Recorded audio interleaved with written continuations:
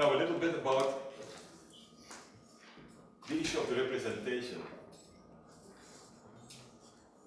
You have members of parliament, you have the citizens. I told you in the beginning, the citizens, they elect their parliamentarians. And I will show you this briefly how this works.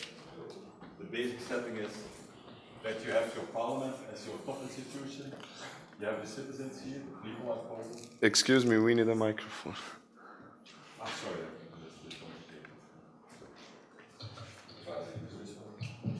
So what you see is that you have the people here, they elect the parliament. Yeah. The parliament basically becomes the government. Yeah. And the problem is, of course, the moment the people doesn't agree with this parliament anymore, they can, next time they can elect a different government. That's the basic setup. Below the government, you have all the ministries. Yeah. The ministries are accountable, the people working in the ministry are in the end accountable to the government, to the ministers. Yeah. But the ministers are the only ones who are, in a political sense, accountable to parliament. Yeah. So they are the only ones. Never ever a parliament should call a civil servant and hold him or her to account. That's not done. That's not the job of a parliament. Yeah. They always have to go to the ministers. Political accountability is a very important principle. Let me give you one example. A few years ago, in my country, one high-level prisoner escaped from prison overnight. And I can tell you it was not the minister who held the ladder in front of the wall of the prison to help him escape. The minister had nothing to do with it. It was just the circumstances that helped this guy escape. He was well prepared, he had a helicopter in the neighborhood and so he managed to escape. What happened? Within 24 hours, the minister was gone and replaced by someone else. So he was political, from a political perspective, accountable, and he said, I take the responsibility. And of course, he's not responsible for the fact that this prisoner was escaping, because people here maybe did it. The management of the prison was not good enough. But he said, I'm politically responsible, so I quit. I leave the job to someone else. That's a very important principle as well.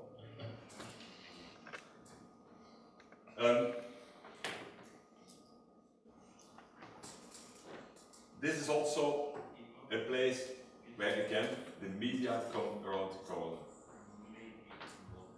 Politicians, they need to network, they need to go back from time to time to meet the citizens, to discuss with the citizens, to inform the citizens, to allow citizens to question them. But the citizens, they have the right also, and the obligation, I believe, also to a certain extent, to know what's going on in Parliament. They need to get this information from different sources, but also it should be good information, solid information, critical information.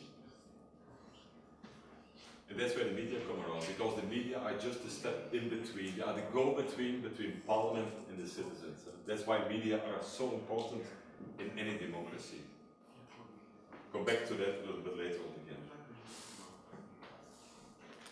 Now let's briefly discuss about the issue of politicians. Politicians, of course, I told you before, they are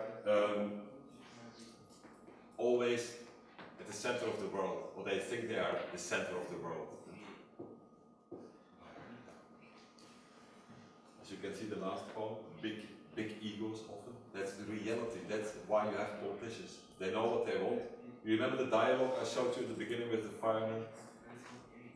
That's the attitude. They believe they know everything about everything. They know it all, and they are the only ones who know it. So what usually politicians do when they communicate, they convey messages. They don't establish a real dialogue with the people. It's just what I'm doing now. I'm also giving you messages. They don't establish a real dialogue. But our dialogue will be for the second part after the coffee break. They don't communicate. So Who can communicate is the media. The media, journalists, they can correct this flaw, I would say, in the democratic system. They can make sure that journalists are questioned regularly, that they get difficult questions. Yes, but I heard that the citizens tomorrow, someone told me that this or that is not going well. Please, can you reply on this? What's your reaction on that? That's why you need critical journalists, to counterbalance a little bit the fact that this big ego of many politicians. Journalists, of course, they need the media. Why do they need the media? First of all, because they need at some point to be re-elected. If politicians are not famous, are not popular, and not known, the chances are very slim that they can ever be re-elected. Most cases, regardless the political system, the election system that you have in place, whether it is an open list system or whether it is a closed list system, it doesn't matter.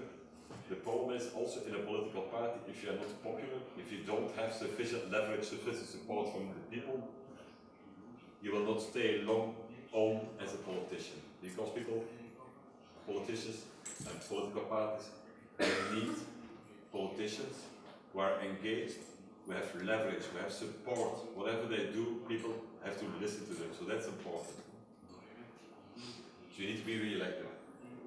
In order to be elected and in order to become popular, it's very important that they establish a good network, a good contact with journalists. That's the basics. If your contact with journalists is not good, then there is a problem. Let me give you one other example. In 2002, I discovered in my constituency a major corruption problem in which it was a very serious one. Some high-ranking, but very high-ranking people were involved. The judiciary, when they came to me and they said, but we don't want to investigate this because the people involved, they're so high level, we don't want to do this, we don't do that. So I went to the media. Journalists started writing articles about it, it was on television and so on. And then at some point, political parties interfered and said, that's dangerous. It's too short before the election, we don't want this guy to do this anymore. So they organized a lockout. The problem is in Belgium, by tradition, the media are all linked, most of the media, at least at that time, were linked to the political parties. You had the conservatives, Christian democratic media, you had the more progressive social democratic media, you had the regional TV broadcasters, which were also linked to the regional, local branches of the political party. These people had a high impact. So they said, this Mr. Van Houten, we don't want him to continue with this, we organized a boycott, a lockout. No one will ever mention him again in the media. No articles about him, he will disappear. That's what they try to do.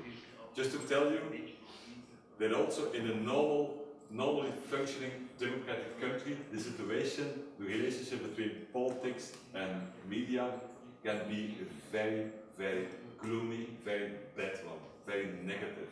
It's not always that positive, that everyone is cooperating, that you have freedom and so.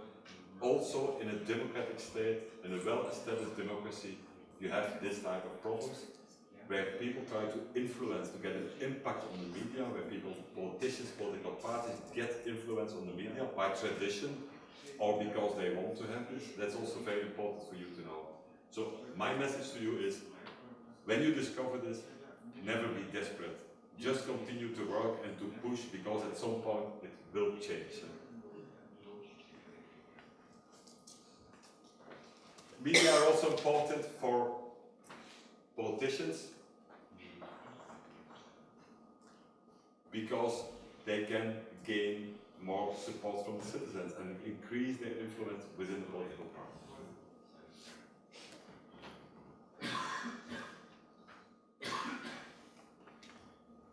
Now a little bit about politics and communication.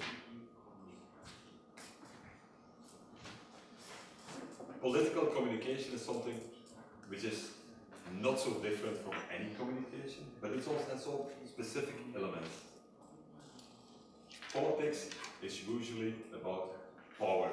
I told you, politicians have a big ego, They always think and believe, and strongly believe that they know it better than anyone else. And of course, if you're not convinced that you are right, you will never be a good politician, because there's nothing to defend. If you have doubts about your own position, you cannot be a good politician. So that's a bit the problem. Political communication is about power. What I see here in the region, and that's different compared to many other countries, is that power is always the strategy of the winner takes all. You get it right, but if you don't get it right, you get it completely wrong. Be aware as a journalist, there is this whole scala of grey in between the black and white, where you can and should be able to make a balance and in a critical way to report on what is going on. The strength of good politicians in a well-established democracy is not to be on a power position and to get all the power and say, I'm the boss, I will tell you what you have to do. The strength of real good politicians is that you are able to broker compromise, to negotiate, to talk to people, to convince people. That's much more important than playing the boss. That's modern politics, I would say. Politics as it should be. That's important for you to know. Journalists usually they can contribute because it's up to them usually that